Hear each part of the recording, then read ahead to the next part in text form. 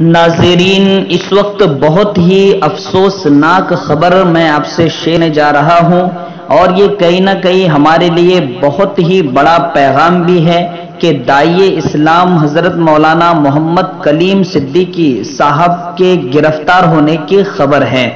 جی ہاں ناظرین، مفتی غلام رسول قاسمی نے بتایا کہ مولانا کلیم صدیقی صاحب بروز منگل لساڑی گیٹ ہمایوں نگر کی ماشاء اللہ مسجد کے ایک پروگرام میں شرکت کر کے اپنے گاؤں پھلت مظفر نگر واپس ہو رہے تھے۔ نماز عشاء کے لیے میرٹھ میں رکے۔ نماز سے فارغ ہو کر جب پھلت کے لیے روانہ ہوئے تو سیکورٹی ایجنسی مولانا سمیت ان کے دیگر رفقا کو اٹھا کر نامعلوم مقام پر لے گئی ہے۔ الزام ہے کہ مولانا کی سرگرمیاں مشکوک ہے، اس لیے انہیں اور دیگر ساتھیوں کو پوچھ گچھ کے لیے نامعلوم مقام پر لے جایا گیا ہے۔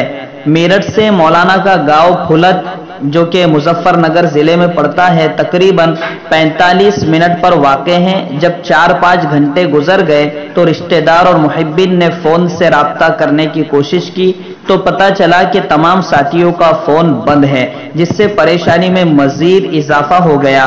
پھر لساڑی گیٹ پولیس اسٹیشن پر رشتہ داروں عوام کا جم غفیر امڈ آیا، تاہم پولیس نے بھی سرکاری طور پر مولانا کے اٹھائے جانے کی تصدیق نہیں کی ہے۔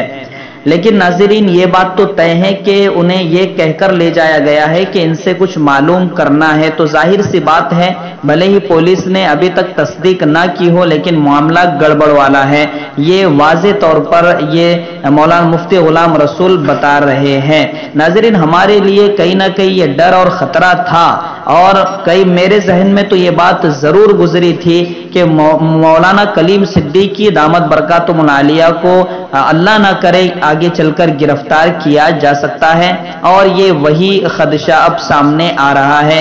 اللہ ہی حفاظت کرے ہمارے اکابرین کی۔